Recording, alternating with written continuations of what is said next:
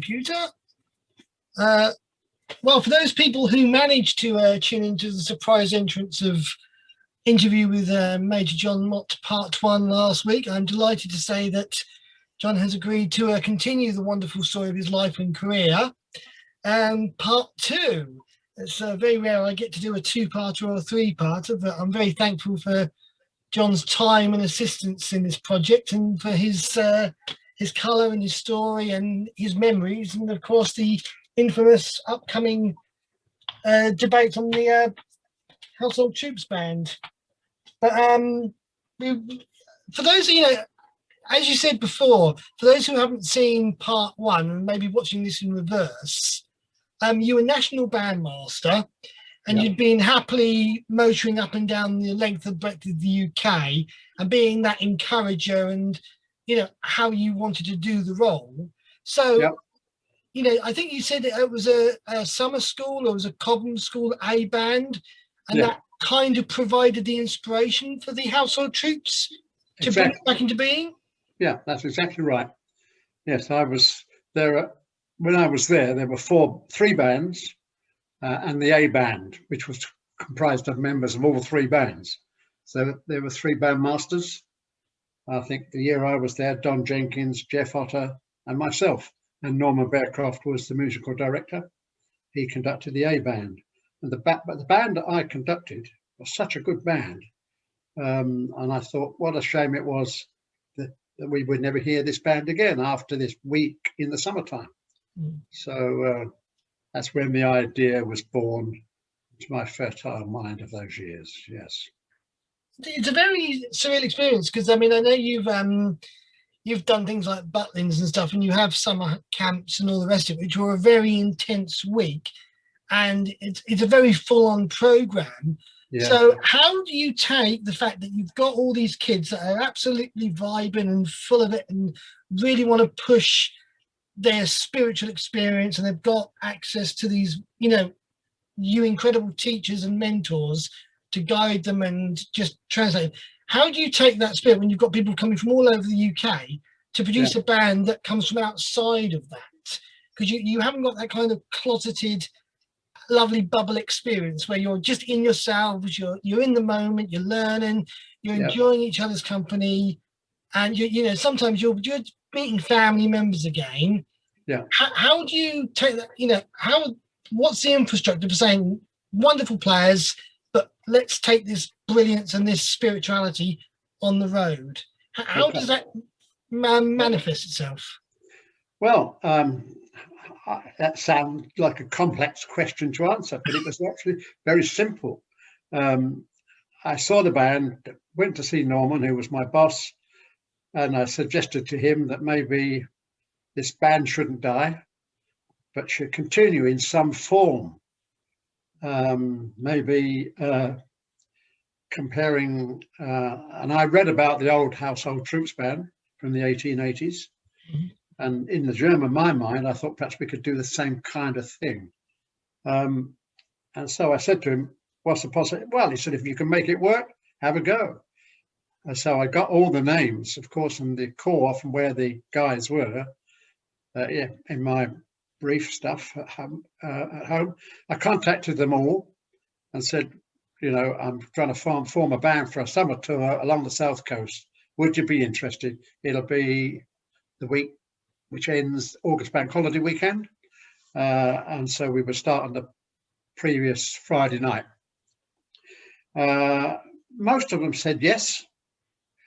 I think I did say to you that Kevin Ashman also worked in the bands department, and he said, well, I know a few other guys who will be of the same standard who I can get on board. And with those few that he got and the rest, we formed the band. It was a long story from there on. This was, I don't know when Cobham is, I suppose it's July, I guess. And I planned this tour starting in August. I didn't have very long, only about a month, but I had to write to all the corps officers by post. Say, please, may I pinch your boy for a week, blah, blah, blah, knowing full well that they wouldn't be doing anything in the corps anyway, because most of the corps closed down in August. But having said that, I had to seek their permission so they were aware of what was going on. So having done all that and gotten the responses back from the boys, I then had the problem: how was I going to cost this? How was I going to fund it? Well, I had no idea. What were they going to wear? Where were the instruments going to come from? What about music? What about gear, stands, percussion? You know, there are interesting debate, isn't it? A million details. Now, having just been around the country a few times, I rang a few friends and said, can I borrow? Well, let me think now. I just came, my last visit to Corps had been to Carlisle Citadel up in the northwest. I rang the bandmaster there. I said, look, I'm doing this tour, got this band. I need some stand banners which doesn't have a name on it. And I noticed that their stand banner were red and just had a crest on. That suited me fine. He agreed, yes, that's fine. He said, you can borrow them. He sent them down to me, to London.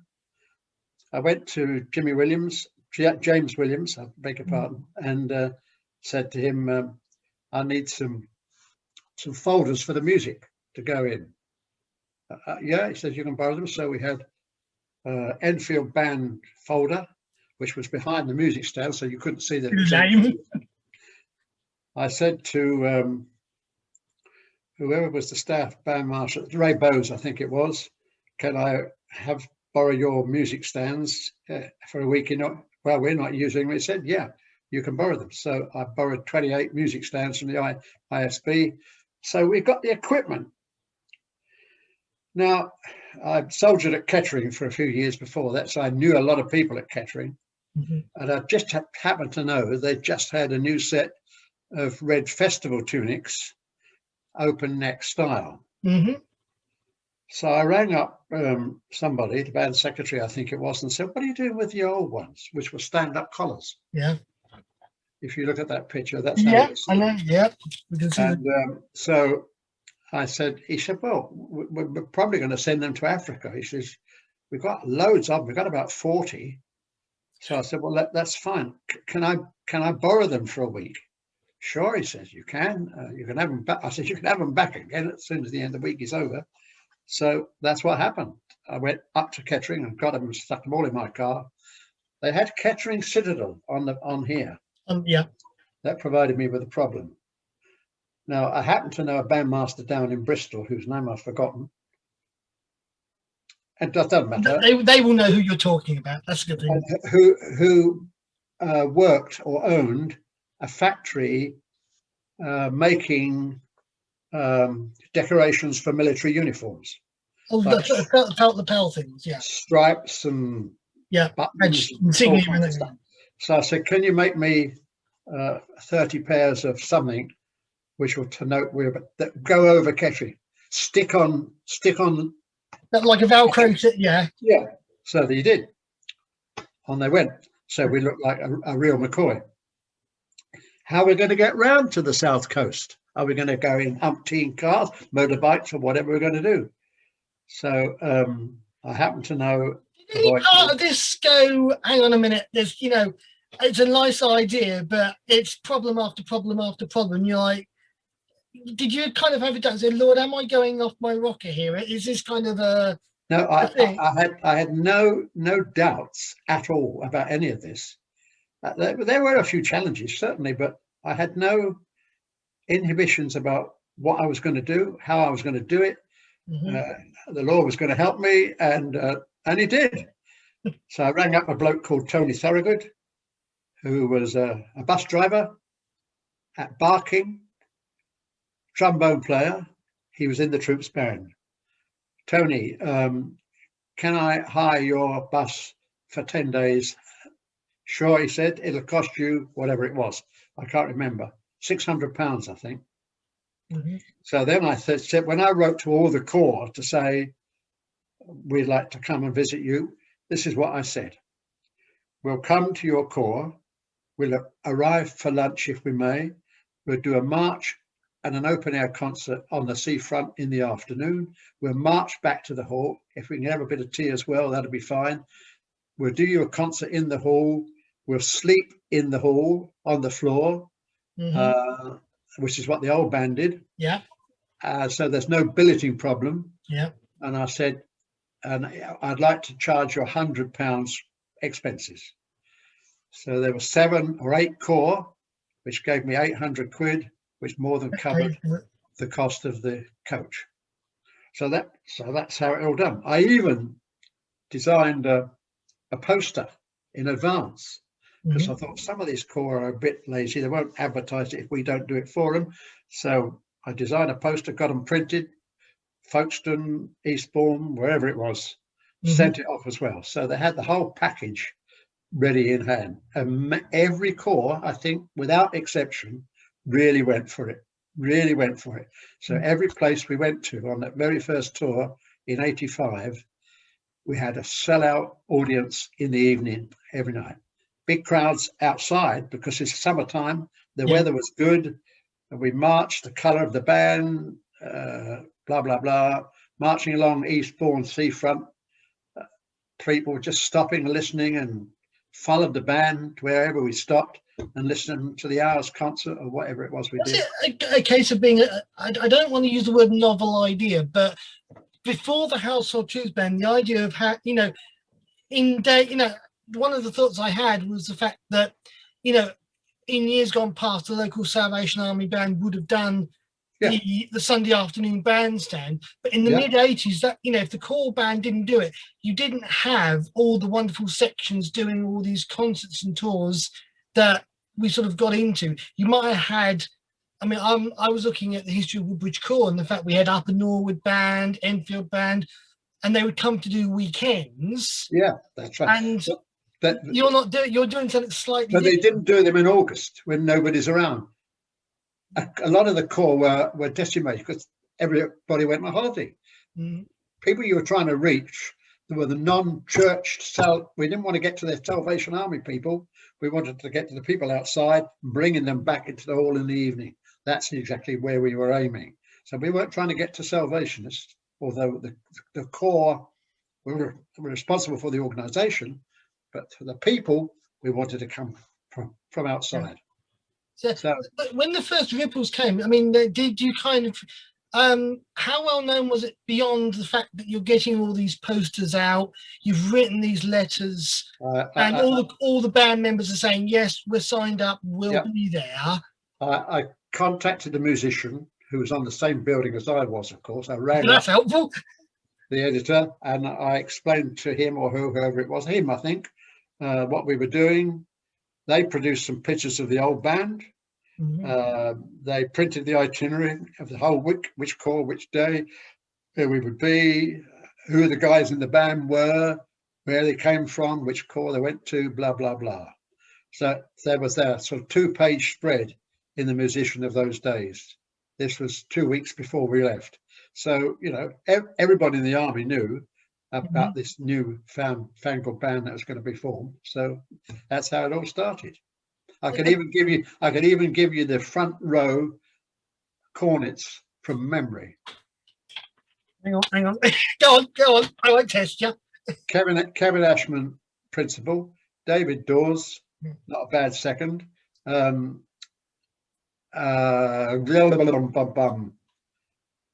Gareth. You got the book there. You can tell me.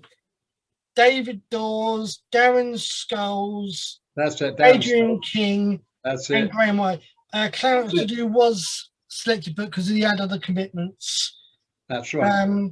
Roy Kersop.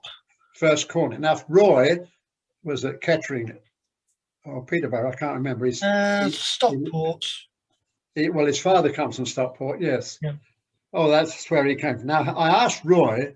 I said, "Look, we've never had a marching glockenspiel on any Salvation Army band that I've ever been associated with," because he was a very good pianist, was Roy. Yeah. And a glockenspiel works the same as a piano key or a piano accordion, black and white keys, but they're just raised slightly so you get 2 and 3. And I said, you just need a cornet copy, And so he said, yeah, I'll have a go. So he got a glockenspiel from somewhere, a marching glock, which is sort of like a harp thing. Mm-hmm. You've got to carry it in your left hand, and you bang the thing with a beater. Mm-hmm. It pierced the sound of the brass as we were. So you had the melody line played by the cornets and the glockenspiel as Mm-hmm. well. I also asked two of the bass players if they would carry a sousaphone. So we had a sousaphone on the front, on the second row behind the trombones. So there's two great things out the top. And that was just for marching. I got one from the rink. There was a Hey, guy. where the heck did you get sousaphones from? I Well, mean, yeah, one from the rink. Who was it? Crooks. Yeah, he's dead now. But where was the other one from?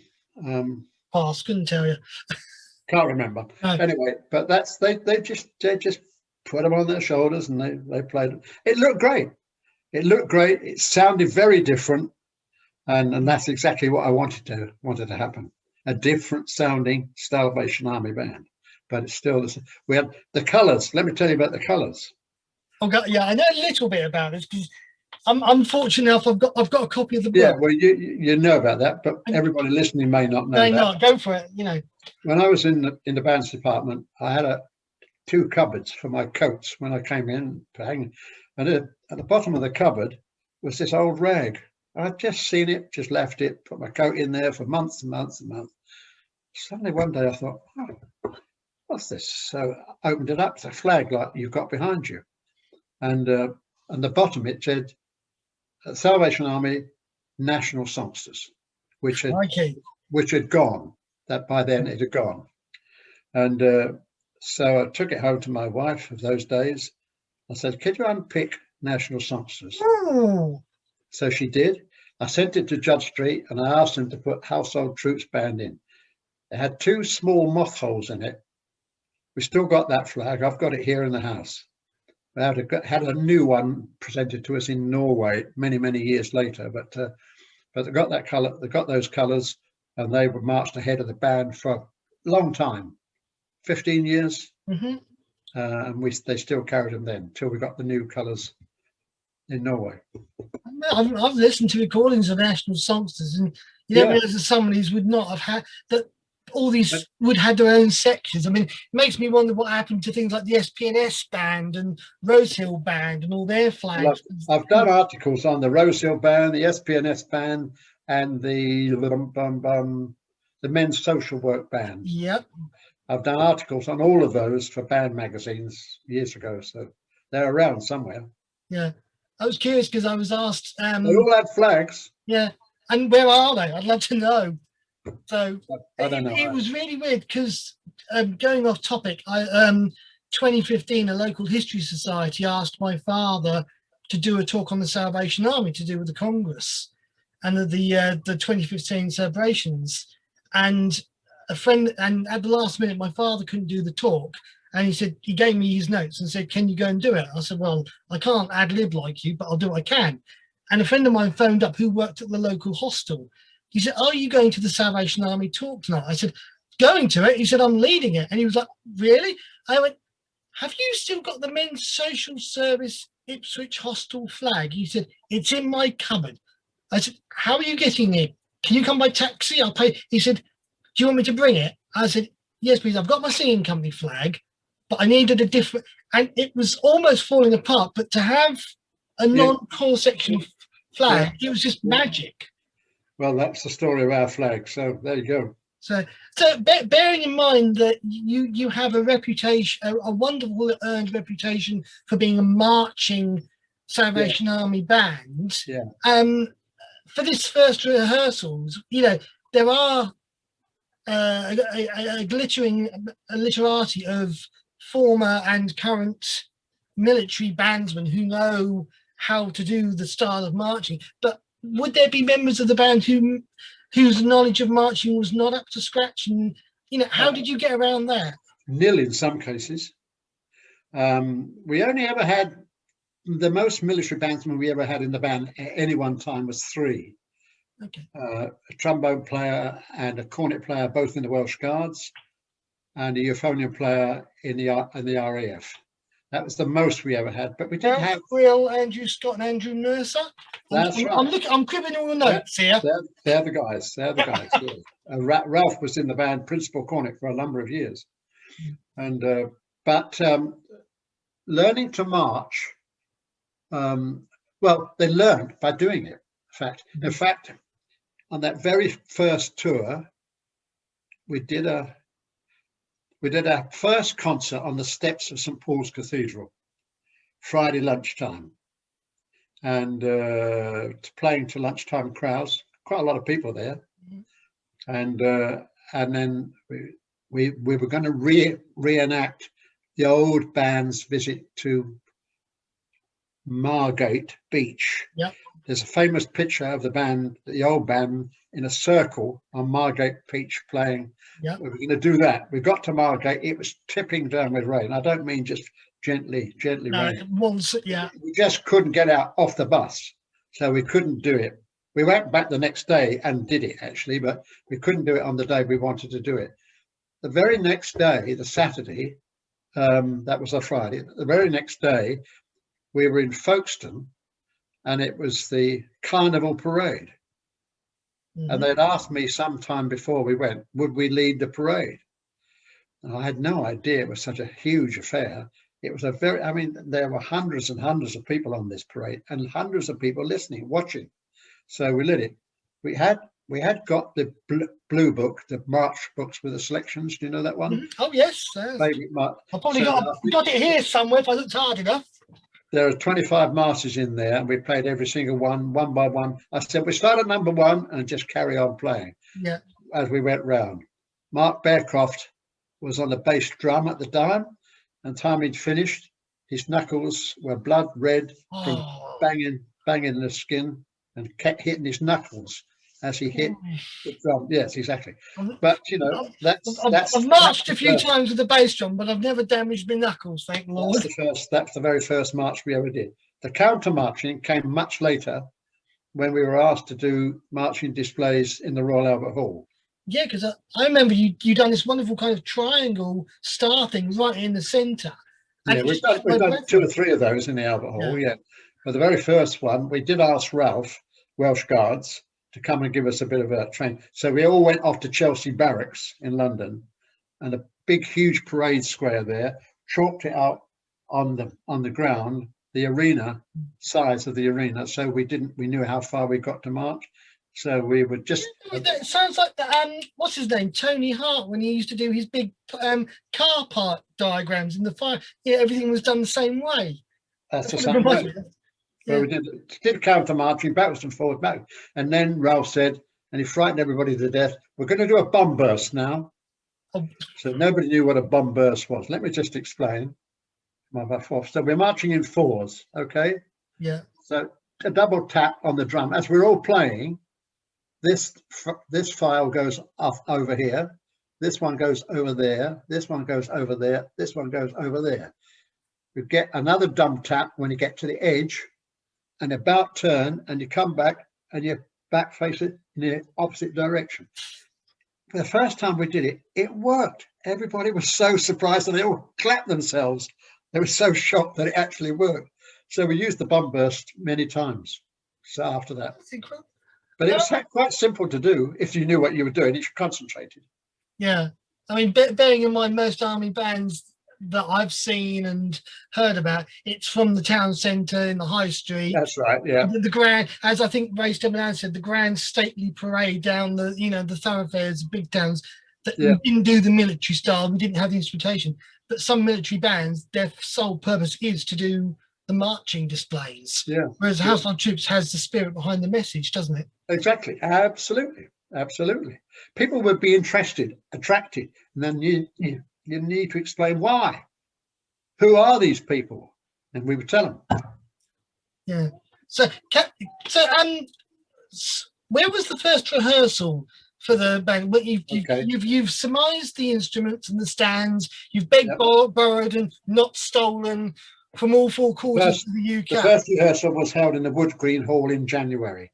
I asked, Green. Oh my yeah, goodness. I'll tell you, well, it was London. It was easy to get Yeah. to for everybody, you see. And so it was in January, uh, the first Saturday after Christmas. The officer had said, yes, we could use the hall, it would be no charge. We all turned up.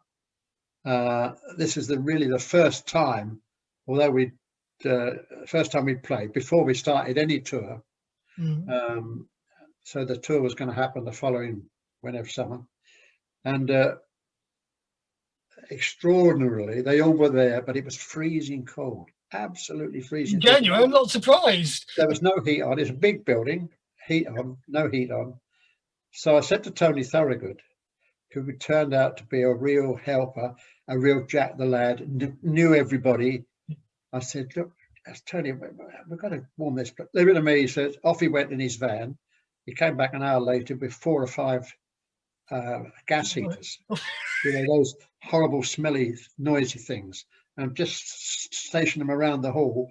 And so we're very soon it got warm. But the point I'm trying to make here is, I forget what the piece was. It might have been a march. It might have been a hymn tune. I don't know what it was. The very first piece we played, I knew within 8 bars that God had blessed this venture. Yeah. The sound that these boys produced was so marvelous, high quality, without any direction from me or anything else, that I knew then that we picked a winner, and he was going to bless it, and he did. Yeah, it's an interesting and wonderful story, and that from just a novel idea from reading a book to bring. Everybody has good ideas, Marvin. It needs patience and jolly hard work to bring them into practice. So everybody has ideas.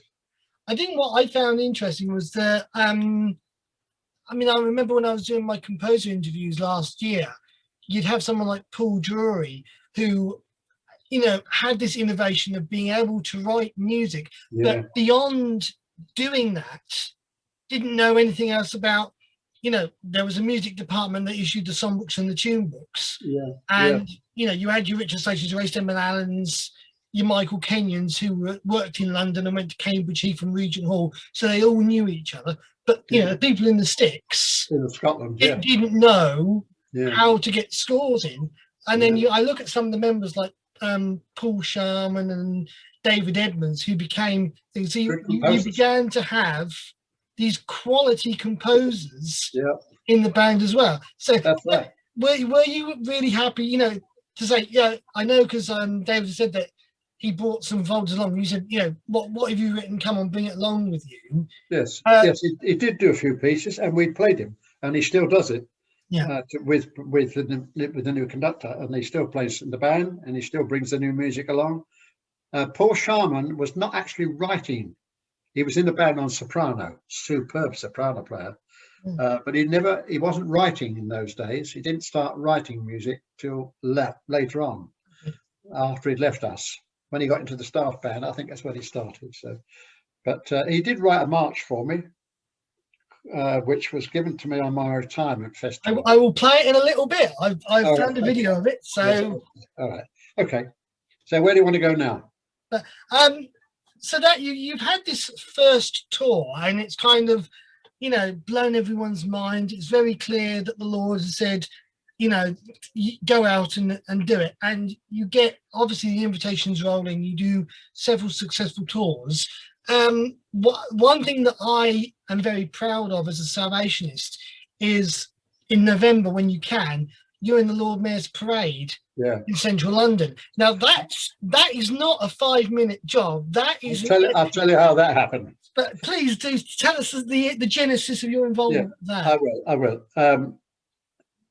I like marching. Well, I used to when I was younger, and the East London Youth Band were first invited to be part of the Lord Mayor's show, doing a youth year thing in the City of London.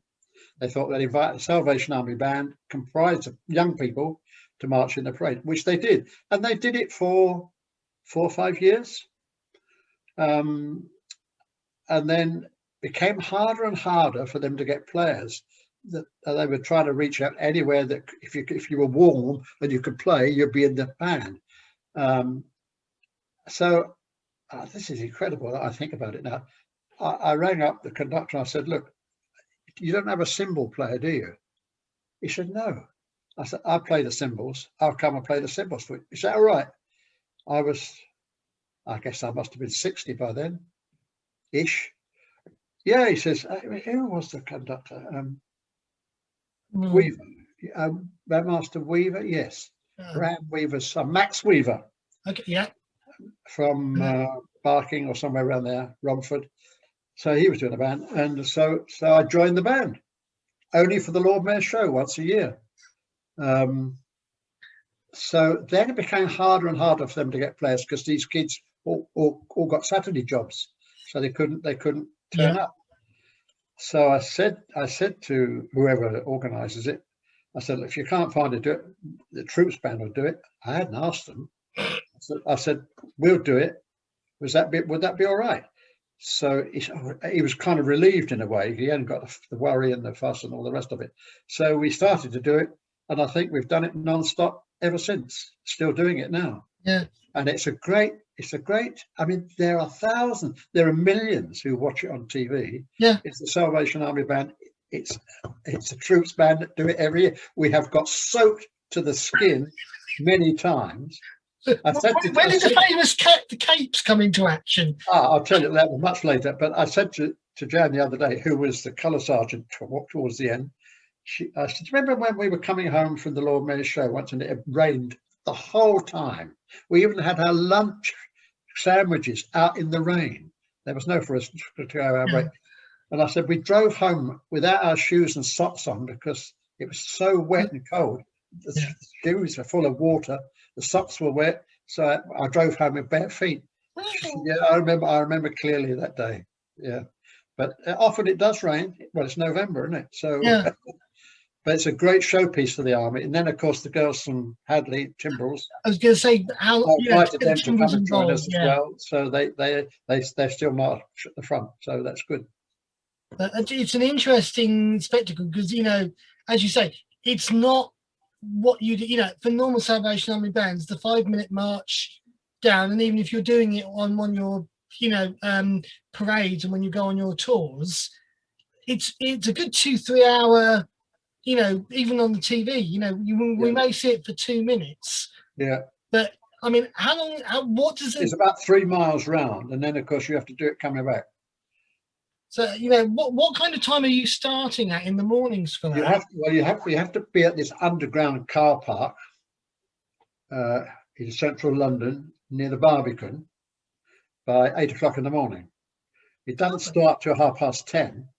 Yeah. But these are military times where you stand around for hours doing nothing. But you may have 10 or 15 bands on the Lord Mayor's show, including one of the Guards bands from overseas. I remember one year they had a Dutch cycle band, piano accordion bands from Northern Ireland, all kinds of things. So you all meet in the same place, all the bands, all the vehicles meet in the same place. All the marching troops meet in another place, and by somehow or other, whoever's organising it, they all feed in when you're given a number, and you just feed in you never hear any other band in front or behind you, and by about 10 o'clock, you start making your way out of this underground car park, where if it's been raining, you'll dry under there till you get out, and then march up the ramp and out onto and then you wait again before the start of the parade, and then you're given a signal, off you go, and then you don't stop then until that lunchtime. You stop somewhere and they give you a sandwich or two and a bottle of water, and then you start again at about 1:15. While the Lord Mayor has a posh lunch in the Mansion House, we have our sandwiches in the rain, and but that's fine. But it's the advertising that gets, you know, for the army. It's free advertising for an hour or so, whatever it is. I want to ask a separate question. You're very dignified and immediately recognizable, but Can you tell me the story of the very unique hat kit, the Yeah, head kit? Because you're not bandsman with the peak cap with the No, crest. You've got these wonderful Zulu type helmets. But they're not. Let me say, the first thing is they're not pith helmets. A pith helmet is like a missionary in Africa, it's like the Royal Marines. Okay, yeah. That's a pith helmet. That shape is sort of back to, front and back, sloping backwards. Now that's a pith helmet. Ours are 1904 infantry helmets. Yeah. Now, the Lord Mayor's show, I was on one year in the youth band, and we marched behind, I think it was the Brentwood youth band, something like that, all youngsters. They all had helmets. And I suddenly remembered that the old band had worn helmets because that was the only military headgear of the day. Yeah. In 1890s, there was no such thing as a peak cap. Yeah. So they wore helmets, and I thought, it'd be great if I could find some helmets like that, like this band have got on. So I went up to the bandmaster after the show had finished, the march had finished. Where'd you get these helmets? So he said, oh, there's a firm in Oxfordshire that sell them. I said, oh, okay. Headingley? No. Anyway, wherever it was. And so I rang them up and I said, how much are the white helmets? So he said, well, we make two. He said, one is a plastic one, which is one the kids had in the band. Yeah. That's £16. I thought, well, that's not bad. And the other one is cork lined on the inside with a few extra bits and pieces on the outside, which is £42. Oh, I said, we can't afford those. So I said, I'd like to order some of the cheap ones, plastic ones. He said, how many do you want? I thought, no, I better get about 35 or 40 because, the sizes, you've got to. So I had no idea head sizes of the boys at all. So I said, can you give me 40 helmets over varied sizes? Well, they eventually turned up, and but they were the wrong ones. Oh, no. They'd sent me the expensive one. Oh, no. By mistake.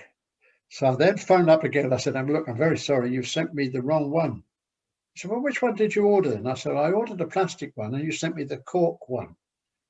He said, what are you going to, he said, who is it for? I said, it's for the Salvation Army.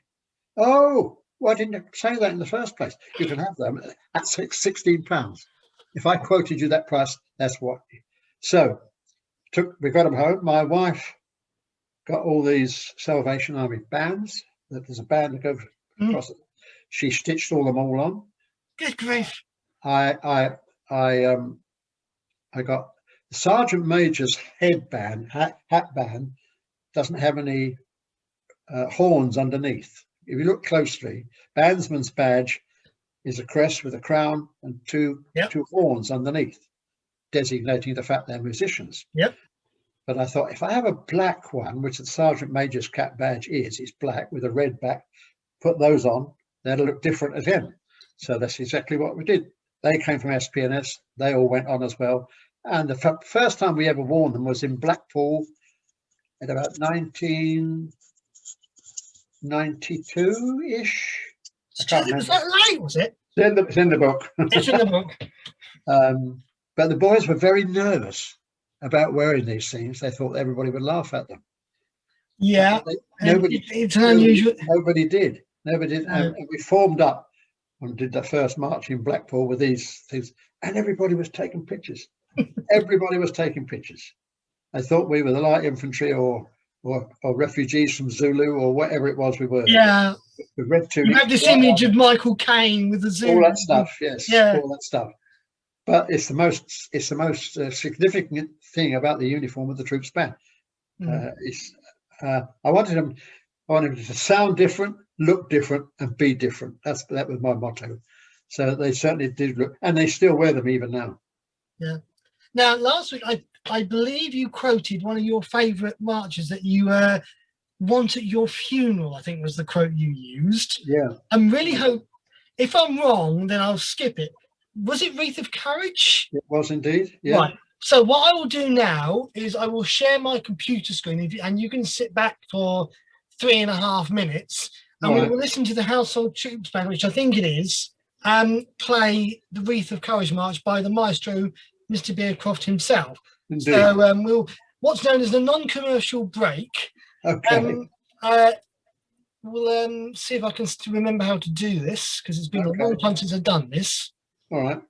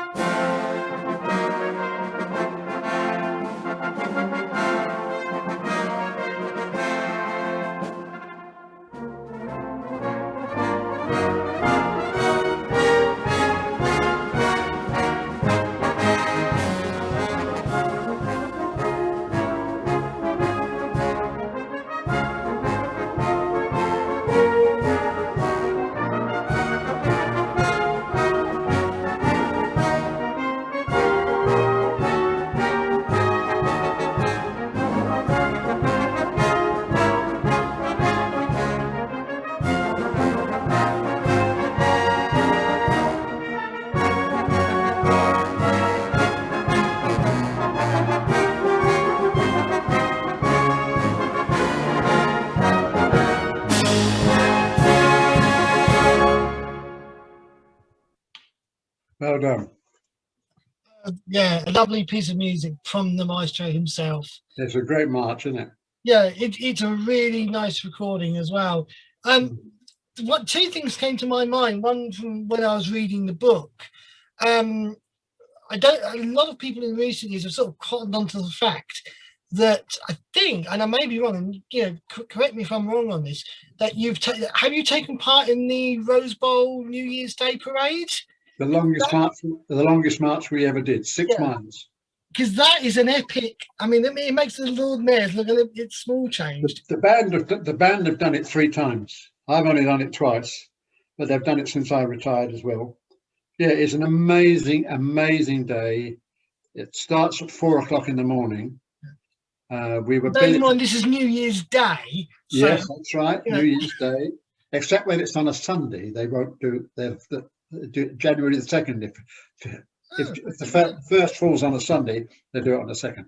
But we do it. We've done it. You start at foot. We billeted at the training college in wherever it In was, California somewhere, Western Territory, wouldn't it? California. Yep, the Western Territory Training College. Yep. You leave there at 4 in the morning on a coach. They take you not far to go, about 10 miles or somewhere, to the start of the parade, where you're there by, I think, 6 o'clock in the morning. Again, like these big events, it takes ages to get formed up and get self-sorted. They park the bus on a motorway. All these coaches with the bands. I mean, some of these American bands are 400 strong. Yeah, they're pretty awesome. They are huge. And the band we were on, we were not marching on our own. The band we were part of the Salvation Army band, Yeah, which was about 200 players. Yeah. There were, I think, about 20 across marching. And all the flags are at the back. But there's all these, and they told us we want the Household Troops Band to march on the left-hand side of the parade, so that's where the TV cameras are up here, so they get the troops band. But they all have to wear special uniforms. They have a special uniform for every player, provided for them. A red tunic. You have to wear your peak cap because you have to be the same as everybody else. Yeah. And but yeah, and this we had to rehearse in the car park of a baseball ground. When we finished rehearsing, which was just marching, the boys were bored to tears because they knew how to do it. But a lot of these American kids had never marched before in their lives. Anyway, so it's interesting because I remember talking to some of the American composers, and what the blessing they have is that the American schools, the curriculum actually has music bands as an essential, but it's not absolutely kind of yeah, that's right. So like we do English, maths, and science and languages.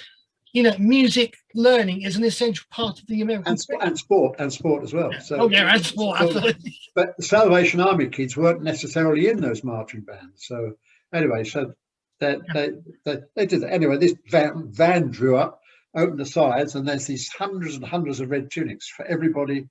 You just pick your right size and hope you got the right one, and off you went with it. And you wore it for the parade, and you handed it in at the end. When you finished, there's these huge burger vans, and everybody get 2 burgers. They were dinner plate size, huge, the biggest burgers I've ever seen in my life. And it's all very highly organized. You pick it up here, and you pick up a drink there, and you pick up an apple there, and all the rest. But at the end, you're so hot because it's so hot in January. After marching 6 miles, footsore. It is the longest march I've ever done. I wasn't even playing. I was just marching along the side. So. 4 bandmasters, 1 on each corner of the band. Yeah, I've got a picture of it. I would be surprised. In fact, they presented me when we'd finished, when we left there, of this framed picture, the gilt frame of this huge band, so you can see exactly how our boys are. I'm sorry I'd have shown it to you, but we've packed it because we're moving. Yeah, I know you're on the. So I don't know where it is at this stage. So. But yeah, it was twice we did that. Yeah, it's a phenomenal thing because it's one of the few American television events where they don't stop the for the adverts. They literally just pop it's just continued live coverage, which 2.5 hours. Yeah, very rare. Yeah. And one of the things when I reread the book, I've been asked actually, a lot of people are having trouble getting hold of this. So if anyone knows. I think Amazon's the only place you can get it. Yeah. If anyone knows, try Amazon, or I'll forward emails to John, and he can. I haven't got any left. I published it myself, you see, so I haven't got. Yeah. I've told it a long while ago. I only have about. I've had several comments. Where can we get it from? And I'm like, well, it's got the Salvation Army. I think if they try Amazon, it may well be there. Yeah. The weird thing is, it's published in Ipswich. Right. So I've got Philip Road and go knock on his door because it's not too many million miles away from where I'm sitting. But no. I remember saying to you in the startup, one of the comments that I found very interesting.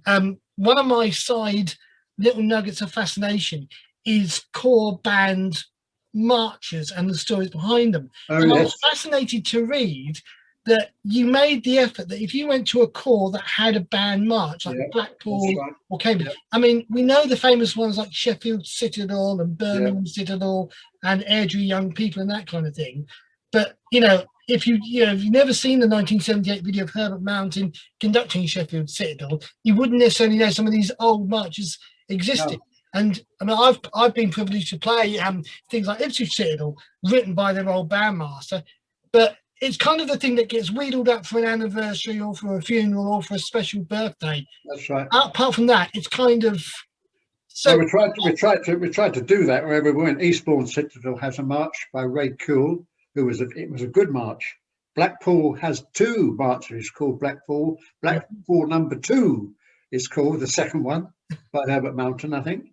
I don't know who wrote the first one. So which one did we play? I don't remember. And lots of bands have. Carlisle got one. Sunderland have What got was the one. genesis of doing that? Though? I mean, you've Well, got things because like when In you the went, King's Service, you're playing The Call when of you the went, Righteous, and all these wonderful. yeah, but when you go to that corps, the local people love to hear the piece that's theirs. Mm-hmm. So they would recognise, oh yes, this is, and they would know the composer often, or Yeah. some of the old folks would know the composer of who written this number. So I thought, well, that'd be particularly local delight for them to hear their band play their march. So our band play their march. So, and I'd often invite the bandmaster to conduct it. And sometimes they knew what they were doing. Well, they do it so well. But did you ever have problems sourcing music? I mean, nowadays we've got things like the SA Music Index, where, I last week I said to Dal I was very interested because I was rereading Peter Cook's, I think it's Peter Cook's biography of Eric Ball, and I Yeah, wanted to great go book. back and listen to Songs in Exile.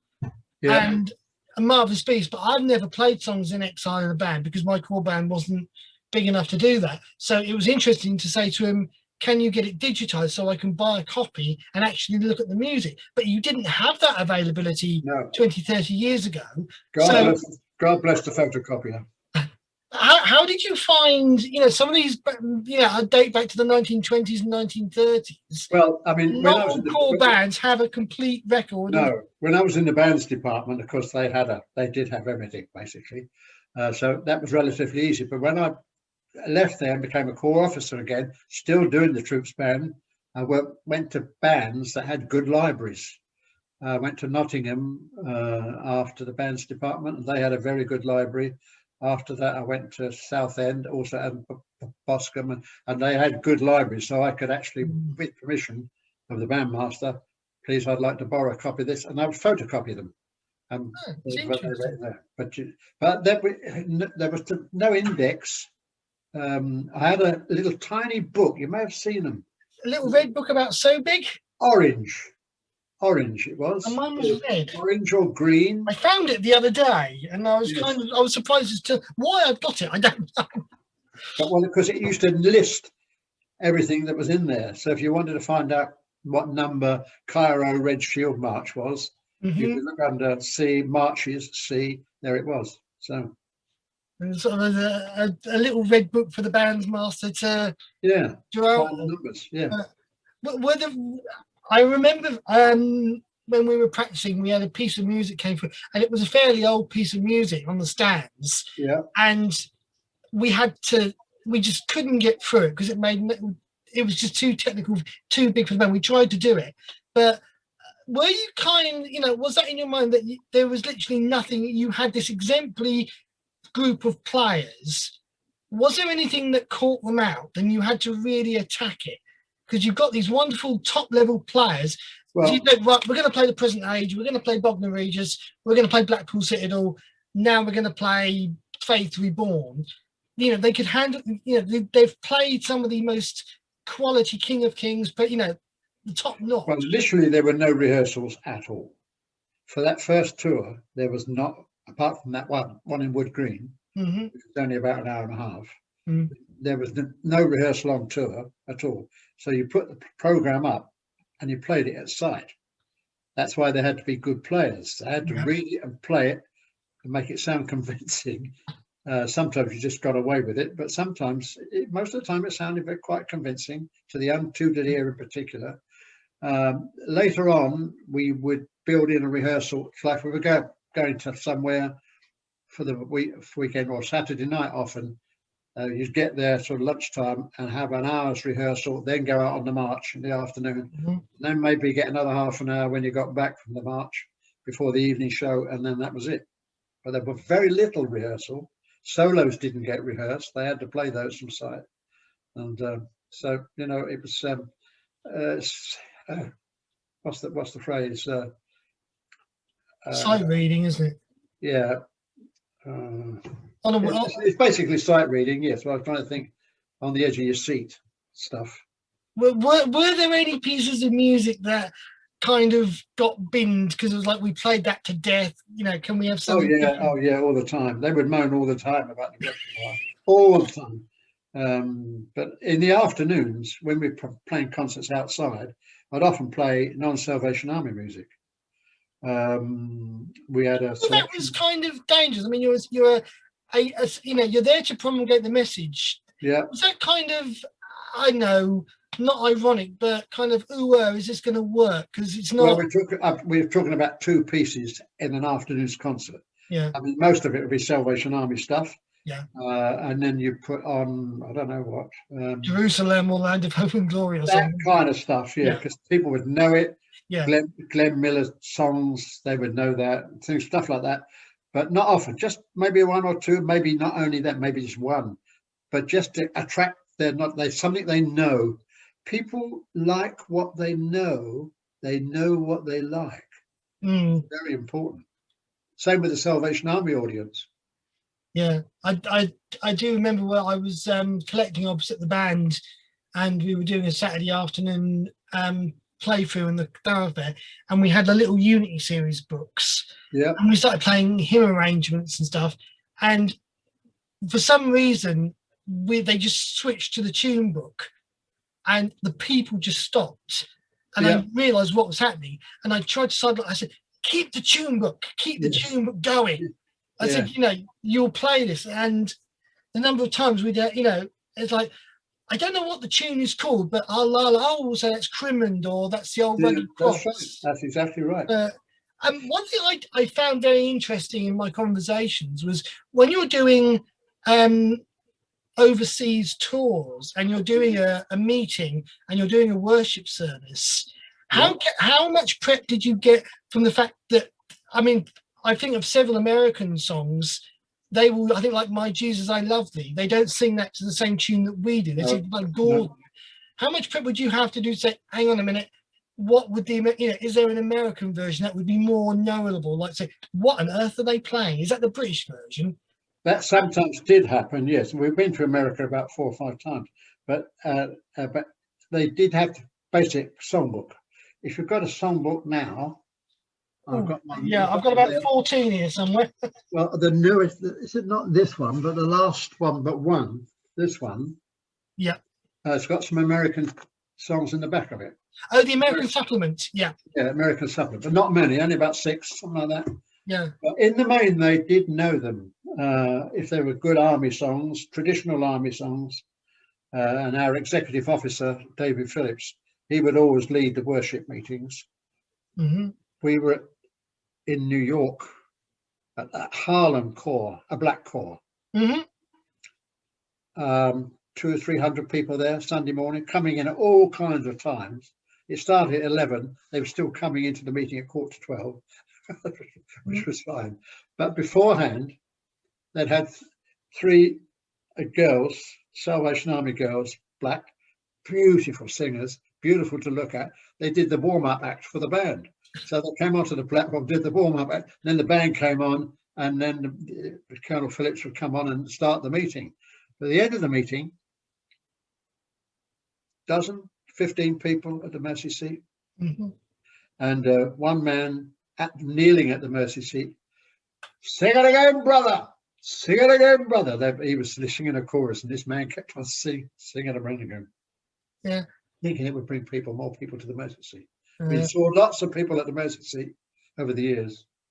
Lots of the boys, I think 4 or 5 of them became officers. in the troops band. There are a few still around. So, I mean, when you chose to, when retirement came and the time came to hand the baton over, I think I was talking to Roger Herbert recently about his interviews with the international staff band members, and although it's critical, but as I'm recording this, it's 10 years ago. They're saying one of the standout things was like ISB 120. I said, bearing in mind that you started this with nothing, and you got all these kids involved and top class players. What are the standout moments? Are there any kind of real standout moments when you're saying, that really was special? I mean, you could say that of every concert you've done, I know, but are there any? Not every concert. We went to somewhere in Scotland. There were 12 people in the audience, so that was not a standout moment. 2 or 3 gathered. Well, yes, exactly. But yeah, I suppose on the very first tour we went to Folkestone, as I said, Sunday morning meeting. 6 or 7 people at the Mercy seat, including a man who came in a wheelchair, but couldn't kneel, but just took his place at the front. Somebody dealt with him, and at the end, when we'd left, he wrote me a letter saying that he'd seen the band on the march and playing in the open air in the afternoon, wanted to know what this was all about. Thought somebody said to him, well, they're doing a concert, blah blah blah, and we were doing the meetings the next day. He came to the concert, came to the morning meeting, and got saved, completely saved. And he was not a Christian before that, had no knowledge of Christ or the Bible or anything. He's a complete novice, very intelligent man, but didn't know much. But he was completely, and he was saved, and I hope he's still going now. But so that was one of the standout moments for me. Another one was doing that one you referred to in America, California. That big parade. And let me tell you about another place. While we were in California, the first time we went, we played in a place called the Crystal Cathedral. It's a huge building made of glass. Literally, that's why it's called the Crystal Cathedral. It seats 5,000 people. And they get they did, don't now, used to get 5,000 people at the morning service. When that one's over, they empty it, and another 5,000 come in for the second sitting, which is the same service, so they do it twice. At the end of the service, to tell everybody it's over, snowflakes come flushing down from the ceiling. They clear up all these bits of paper, and then the second lot come in. But the troops band did that, and they got a bridge down the middle of the aisle. We had to march down the middle, playing, as if we were marching down the street. And it was big. And they had a 40-piece orchestra, a 70-piece choir, and us. And there was plenty of music, but a huge crowd. 50 people take up the offering. It sounds incredible. So big.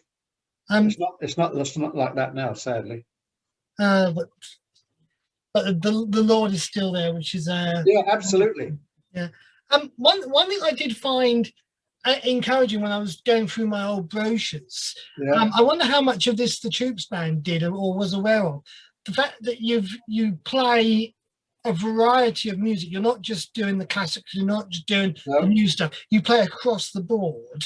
So you've got the veterans who will know what the Call of the Righteous, what In the King's Service is about. And the old words. And you've got the newbies who will know the Graham Kendrick arrangements, the Doug Hawley arrangements. How much information would you be able to give in the programs to say, if you had an audience that were non-army and you played the old Wells, and then you may play, I don't know, a new march by Paul Sharman based. I think there's a cornet solo he done I Dare to Be Different that you may have played. How do you straddle the information? So the people that you're trying to reach, lovely tune, competent band, bit of twiddle on the cornets and the trombones doing the old Glenn Mills, but you've got to get them to hang on. This is the old Wells. This is written in, this is what this piece is about. How did you straddle that? Well, let me say the first time, most of the concerts were compared by the executive officer. Okay. A competent man, David Phillips. I don't know if you know him, but Yeah, I know. Yeah. he's retired now. But he was good at comparing. And if there was a piece he thought needed explanation with a spiritual background, he would do so. Tell them where the scriptural inspiration came from. And that was relatively easy with things like King of Kings, Call of the Righteous, Easter Glory, all that kind of stuff, which is obviously has a strong Christian message. Yep. Some which are a bit more obscure, he'd have to explain to the audience. Because most of our audience were sort of like, most of them were, I guess, 60% Salvationist and 40% non-Salvationist. So there would always be people who'd come in from the afternoon to listen to the band, thinking it was just pure entertainment. But they left with a clear understanding that that was not what it was about. Because, even with the music, and the boys had some fun. There was laughter in the festivals, and it's good entertainment. But there was a spiritual message behind it all. That's the ultimate purpose of it. Yeah, I think it's very interesting that you get so wound up on tours that you're shuffling to and from. Yeah. Equipment's going. Is the music ready? Yeah. Oh, we're late for this concert, but there's still, as they say, the meaning of the season is there. That you are a spiritual Christian music making band, and right. that is the purpose of what you're doing. That's the difference. Yeah. That's the whole point of way we dressed, the way we bought, the way we marched. Everything about it was all to that end. I mean, I remember several times going to Felixstowe, and my uncle, who was brought up in Ipswich, and sitting down, and we listened to things like the Hosea Overture. Oh yeah. And I was able to, because he sort of left by the time Garrett and Larson's kicked off. Yeah. And being the Garrett and Larson's nut I am, I was like, this is the Bruce Broughton unpublished version. They'll be singing next, and also, sort of making friends with some of the troop bands and connecting with them. Yes. And it's interesting when you said about the billeting, they're using the halls, because nowadays it's all carpeted, whereas the old troopers, it would have been sort of wooden slats on the floors, and they wouldn't have had the posh carpeting that we have nowadays. No, the first ones to grab into the hall would always go near the mercy seat, because in the old halls the mercy seat carpet was the thickest. So you only get about 2 men on a mercy seat. That's about it. Time they're stretched out. So it makes me laugh just thinking about it. Yeah. What do you think? I mean, we're recording this in a sort of a post-COVID environment. I know you've been retired for several years, but you maintain the connection, obviously. But what do you think the future is for things like the Household Troops Band? Do you think there still is a need to have a marching band? I mean, yes, it's always been the thing to go out into the open air and preach the gospel message. Yeah. But I mean, I know the Household Troops Band has got new leadership, and it carries on that fine tradition. It does carry on that tradition. They still go out in the afternoon. They still preach the gospel in the afternoon open air meeting. That's the whole purpose of the Troops Band, not to do a posh concert in a hall somewhere. They do that as well, but the main purpose is to go out and then spread the gospel to whoever will listen. But they still do it, yes. Well, they did do it up till yes. Well, hopefully it will. Maybe next year we will have a lovely. They're still getting in. The band can only function on invitation. You can't. They don't do tours anymore because they became too expensive and difficult to bill it. So you have to work on invitations now. So the corps have to invite you to come to their corps. So now, when I was rereading this, I remember when I spoke to Paul Sharman and said that the band actually went out of their way, so I'm told, and I'll allow anyone to correct me on this, because I go on information received, as they say, that he was asked to write a surprise tribute That's for right. you on your last thing called Troop Salute. That's So right. just set the picture for us. You know, this is the final concert where you're the bandmaster. I presume you're the Yep. bandmaster. You're Yes, ready to hand it over was the in baton, so to It was speak. in Cambridge, and our guests were the King's Singers for that last concert in a Yeah. beautiful in the University Concert Hall, beautiful building, and it was the last concert I did with the band, 2010, and which is a long while ago even Yeah, now. I was just saying it's longer than I And thought. I had no idea about this piece of music at all. Well, we did have a rehearsal in the afternoon for the concert in the evening. Halfway through this rehearsal, the band sergeant said, I wonder if Jan could take you out for a cup of coffee. Oh, I said, I'd love a cup of coffee. You can have a break. He says, well, kind of a break. We just want you to push off for half an hour. So we went and had a cup of coffee. Twig anything on this? I had no idea. She knew. I didn't. I was the only one that didn't know. So and I didn't know until the actual concert. So I stood up to conduct. I can't remember the piece was, and David Phillips came along and said, "No, you're not conducting this one, John." I said, "Oh," he said, "No, we've invited a composer to conduct this one, and it was Paul Sharman, who had been asked to write Troop Salute March, which is a great march, and." But weeks before that, Jan had said to me, "What are your favourite tunes? What's the kind of thing that you like best?" So I said, "Well, I do like the hymn tune, 'Are You Washed in the Blood of the Lamb?' It's a great tune. I like the tune of Repton. How you can fit that into a march, I have no idea, but he did somehow.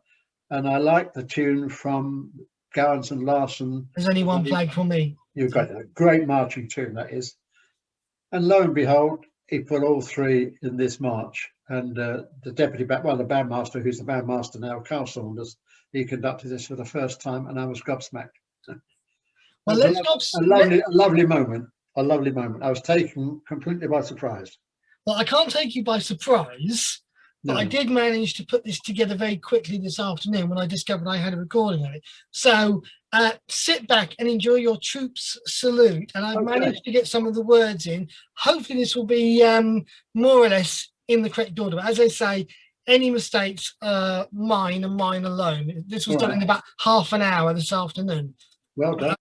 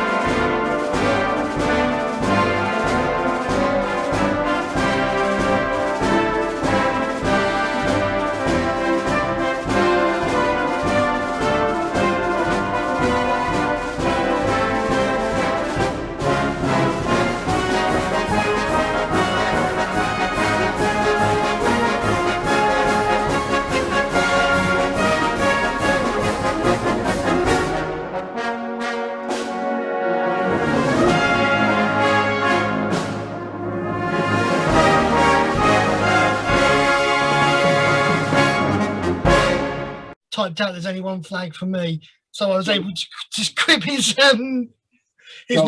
John Gowan's words. Yeah. Yeah. So, but John Larson managed to get the sleeve notes Yeah. for me. So yeah, for those people who are interested, the Household Troops Band has recorded it, and it is available. And certainly is.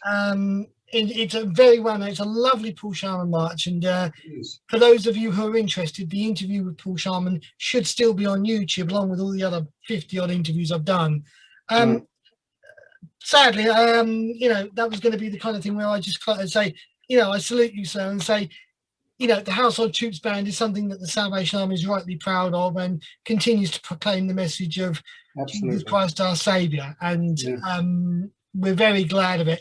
And I'm very glad, and thank you so much for just walking us through this wonderful epic story and the little nuggets and the stories behind the flag and so forth. That, you know, for those people who can trace it, it's a stonking good read. But I would just like to say thank you so much for your time and for being willing to take us down memory lane and the John Mott story. I did sort of test David Edmonds earlier and said, you know, have you got anything I can get? He said, I won't need to. John is a natural raconteur. Okay, that's nice. Thank you very much indeed, Maureen. And I wish you well. I will close in prayer and wish you the best. And then this will be put up onto YouTube as long as everything goes okay. Okay. I will draw this with esteemed thanks for your time, your talent, and your continued blessing on the Household Troops Band. Thank you. And the future membership. But I'll just for those who wish to join us, as you wish. Dear Lord, Psalm 150 says to make music in our hearts with harps and the clang of cymbals.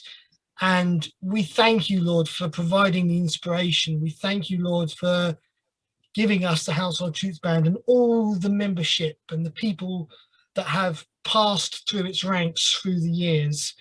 And for those who have gone on to future service, whether it be in Salvation Army officership, whether it being encouraged to take up a local officer preaching position and just to be encouraged to go that little bit further. We thank you, Lord, for that commitment. I thank you, Lord, for John, for his commitment, his willingness to follow your lead in his life, his courage to just to follow you and not be weighed down by problem after problem and brick wall after brick wall, and know that, as scripture says, if it's of you, Lord, you will bless it and it will happen. I thank you, Lord, for his national bandmastership, for his corps officership, for his family, and for the people that he has met in his life and the people that continue to be inspired by his word, his music, and his Christian witness.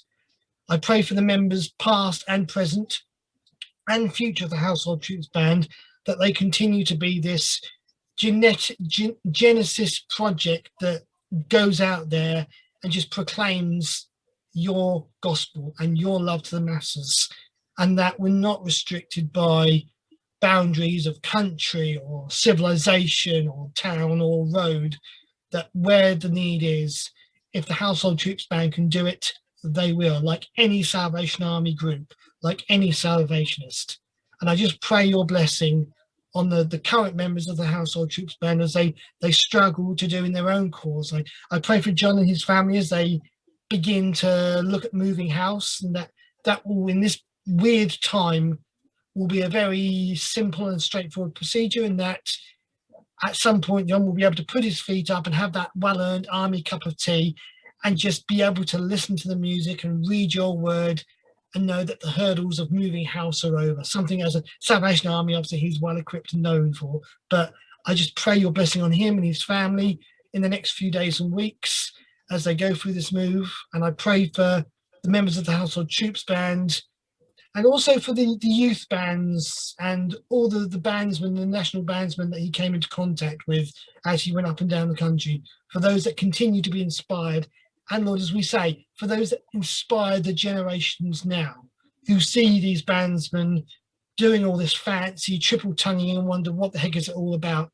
Why do they bother putting on this funny uniform? But because there's a meaning, and you are the reason for doing it, Lord. And we thank you, Lord, for the blessings of the past, the present, and the future. And I thank you for John, his time, his talent, and his witness, and his overwhelming love for you, Lord. Amen. In your name I pray. Amen. Amen. Amen. Thank you, Marvin. That's nice. You're welcome, sir.